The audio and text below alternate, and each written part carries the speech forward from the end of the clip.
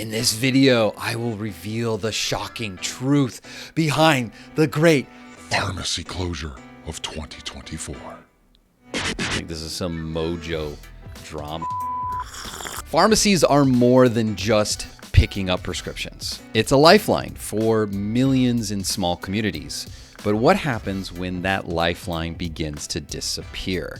Pharmacies are shutting their doors. We're losing literally thousands of them in just this year, 2024. And patients and pharmacists are kind of left wondering, what's next? And behind every closed pharmacy, there's a bigger story to tell.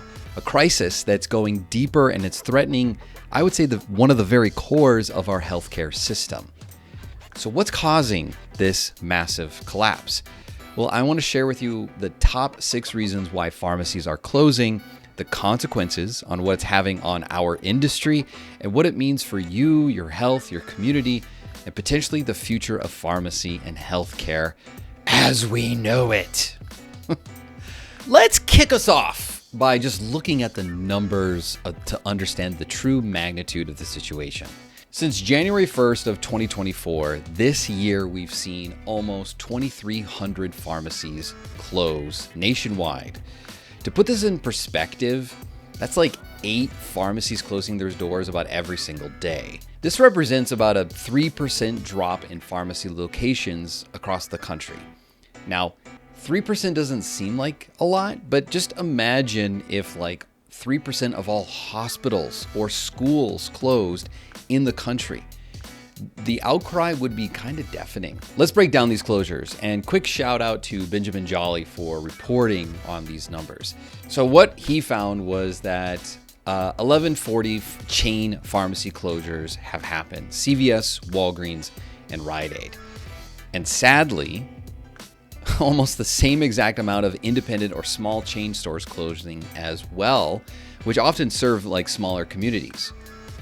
We have seen almost 300 ownership changes, which often represent smaller pharmacies being absorbed by larger chains and often closing a few years later. These closures have left 2,300 pharmacy staff left without jobs. That's pharmacists, it's technicians, and support staff. But the story doesn't end with closures. It's leading to massive layoffs across the industry. Like CVS announcing that they've left almost 3,000 positions within their corporate chain offices. Of course, it happened later after they laid off 5,000 non-customer facing positions back in 2023. But CVS isn't alone. It's industry-wide. It's happening at Walgreens. It's happening at Rite Aid. These numbers, I think, are painting a picture that we have seen time and time again in history. So stick with me for a moment. But if you recall from your American history, the expansion of railroads, they became a vital lifeline for the frontier in America, connecting communities, connecting people, creating jobs, bringing goods and services.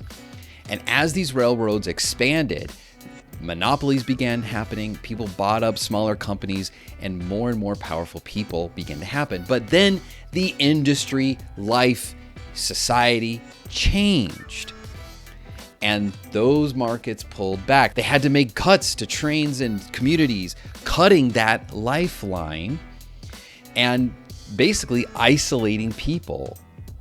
It's kind of what is it's really similar to what's happening in pharmacy. Over the last 20, 30 years, we've seen major monopolies be created. It's really what's been happening over the last couple of decades in healthcare. We've seen the rise of CVS and Walgreens as the major players in the pharmacy space. And they've been buying up all these smaller businesses. And now that the industry, society, life is changing, they're pulling back. They're seeing a potential recession happen worldwide. And they're trying to protect themselves and their shareholders, which is a smart business move, not exactly good for the community. In fact, it's awful. It's really bad. It's a crisis that's reshaping how Americans can just get basic access to healthcare services. Thinking about the future here for a moment, I think this is like a tipping point moment where we are going to see younger people demanding that healthcare shape up and that politics pick a side. Are we going to stick with the people, or are we going to side with business and these major corporations? But how did we get to this point to cause these closures? Is it just the economy and the larger picture? Well, I think there are some key factors here. The first and most significant one is low reimbursement rates for medicine. If you didn't know, pharmacy benefit managers, or PBMs, are acting as medicine middlemen between pharmacies and insurance companies.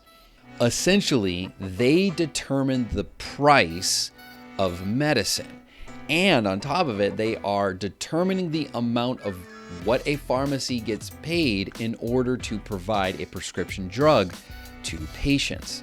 And they often have no flipping clue what they're going to get back from the middlemen. And often, pharmacies have no clue what they're going to get back from those PBMs in order to provide this medicine until it's weeks, sometimes even many months later.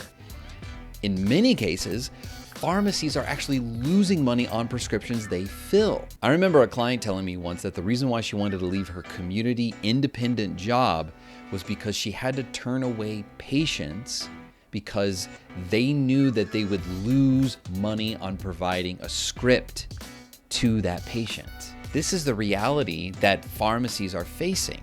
If you're looking for a ray of hope in this situation, I would highly encourage you to check out Mark Cuban's company, Cost Plus Drugs. This is a company that has cut out the middleman and is just working with manufacturers to provide affordable medicine to their people. I'll put a link in the description below where actually you can see more about Mark Cuban's philosophy about why PBMs are killing the healthcare system. Another factor that's influencing these closures is the specialty drug problem. While medications for complex diseases like autoimmune disorders or cancers are a growing part of many pharmacies' different revenues, they're also expensive, hard to acquire, special handling, and there's often shortages. This high cost is eating up a larger portion of pharmacy budgets, which is leaving a smaller margin for profits unless you, say, just focus on that as an avenue. This is, again, another part of that whole pricing problem that's happening in pharmacy. There's also unfair pricing practices are playing a role, where independent pharmacies are facing higher costs for the same drugs compared to larger chains. Big wholesalers leverage their purchasing power to secure better deals with these larger corporations, leaving smaller pharmacies at a disadvantage, making it incredibly difficult to compete. Another reason why pharmacies are closing is changing consumer behavior. So the rise of online and mail order pharmacies, which shifting to create a lower cost service for patients, is, while convenient, it's putting even more pressure on these smaller pharmacies to provide more services, but at a much higher cost to them. But let's be honest with ourselves. Once you start a new medication, you don't want to keep going back to the pharmacy to get it. It's so much easier to have it directly given to you via your mail. Another factor that gets overlooked is theft. It's becoming an increasingly major problem, especially within urban stores. I don't like the fact that I know so many pharmacists who have been robbed or been held at gunpoint. Look, any high crime metro area is likely going to be struggling with this and causing them to abandon their pharmacies in these areas, which is only compounding their health discrepancies in those areas. It's awful. And I think another factor influencing all of this is regulation. Yes, we need it, but things are getting so strict that they're requiring more processes, more security, more checkpoints because of the opioid epidemic. And rightly so, we needed more oversight to prevent that from happening. It's causing even more complexity, increasing the cost of insurance requirements. So while it's necessary, it's adding to the cost for pharmacies and for their operations. All of these factors is creating a perfect storm that is putting pressure on pharmacy industry. And the consequences of these closures and these layoffs is far beyond just our profession. It's reducing healthcare access. So as pharmacies close, communities lose access to that care. This is a problem because we know that our aging population hangs out in rural areas where pharmacies are more likely to close. It's also causing increased workload. The remaining pharmacies have to absorb more customers with the same amount of staff, increasing wait times, causing increased stress on the staff, causing increased higher turnover rate for those pharmacies, increasing burnout and profession. And it's a cacophony here. The economic impact of what's happening is causing more of that endless cycle of problems. I hinted at this earlier, but basically all of these closures are going to cause pharmacy deserts, where there's large expanses of areas where people will not be able to go into a pharmacy. And hopefully the rise of mail order pharmacies can help meet that gap. Remote telehealth services, I think, will probably essentially prevent this from problems, but it's still nice to be able to talk to a medical professional for free and walk into a pharmacy to get an evaluation. These problems are creating doubt within our profession, and that doubt has existed for a long time, probably at least 2 or 3 decades. The trends of layoffs and closures makes the new generation of pharmacists asking, do I even want to do this? Do I want to go this route?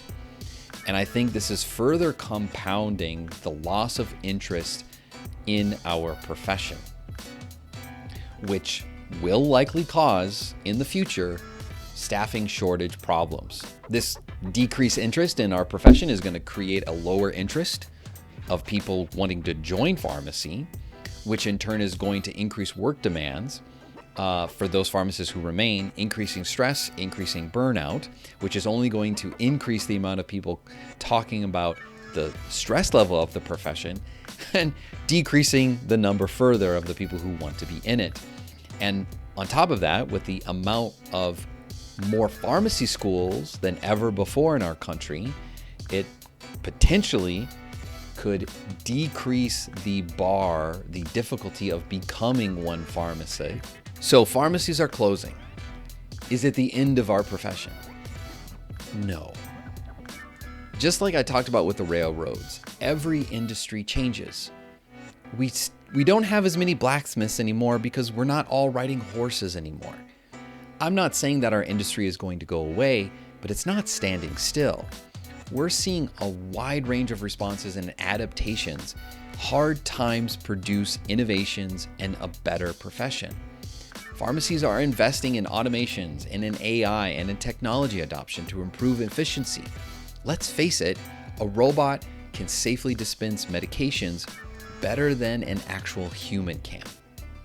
Now, you can argue with me about all that want, but the more safe patients are, I think the better the healthcare system is. Simultaneously, we're exploring new services and diversifying our ability as pharmacists to provide clinical services, telemedicine consultations, comprehensive medication management services, and even partnering with healthcare systems to provide in-pharmacy clinics. And we're seeing more and more regulation getting passed state by state to allow pharmacists to charge and bill for said services. For example, like legislation like HR 9096, which is addressing unfair reimbursement practices and trying to level that playing field specifically for those independent pharmacies. And for some pharmacies are just pivoting altogether away from prescriptions and are using like high margin specialty meds, or going really the alternative medicine route and just doing like herbals. I doubt we've seen the end of this trend. I imagine that we will see more pharmacy closures. We also know that hospitals, which we haven't even talked about, are under the same threat as pharmacies, as so many report being near closing their doors. As this crisis unfolds, we can respond in a few different ways. First, we can advocate for ourselves. We can provide support to our associations who are fighting for legislation. Raising awareness is critical on these issues because so many people have no clue what is going on. The typical American has no concept of what our healthcare system is or what it's supposed to be doing or why it's so flippin' expensive, okay? And I don't blame them for it. Heck, I don't understand half of it. And I'm making a video about it. If you're someone who is going through a layoff situation, I would highly encourage you to check out our layoff guide. I'll put a link in our description below. It's a completely free guide. You don't have to sign up for it. It walks you through 3 major areas of step-by-step what you need to do in order to really get your feet back on the ground with your career, your financial considerations, health considerations, and career steps to take next.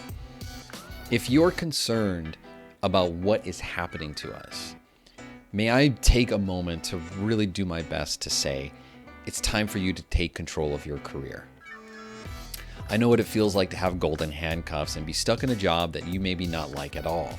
I was a clinical AmCare pharmacist. I was bullied, I was shoved into a warfarin clinic, and I was bored out of my mind. I did not like what I did, but I didn't stay there. It took me talking with other people to find out what I could really do with my pharmacy career. A friend once told me, your mouth is right below your nose, and yet sometimes you need someone else to tell you your breath stinks. Career support from other professionals, a coach, a mentor, an old professor, even a friend, can be the difference between you not liking pharmacy at all to actually discovering what you could be doing and really enjoying. If that's something that you would consider, hey, I would love it if you would hang out with me. Every week I do this workshop called Offer in 6, where I teach our method of how pharmacists are getting those jobs in less than 6 months. It's a ton of fun. You'll learn a lot, and people have said some nice things about it. The great pharmacy closure of 2024 isn't a business shift. It's a healthcare emergency that I think is lighting the fire of change. With these pharmacy deserts, I believe it's going to demand a legislation solution. We'll see what happens. The industry responses so far may fall anywhere from giving up to advocating hard. There are heroes in pharmacies that are trying to change the future of our profession. Let's get alongside them and try to root them on, because it is certainly not wanting to burn down the profession or pharmacies in general that's going to make it better. It's by coming together, creating solutions, and trying to move forward. Let's not overlook the human side of this. Look, if you're going through it, it stinks, but there is a possibility to make tomorrow better for your career. If you are a pharmacist who's laid off, hey, you don't want to mess out one of our future videos, because I will be talking step by step what you can do to get out of that situation and into something that is a little bit better. So if you haven't already, consider subscribing. So until I see you in the next video, stay curious and take care.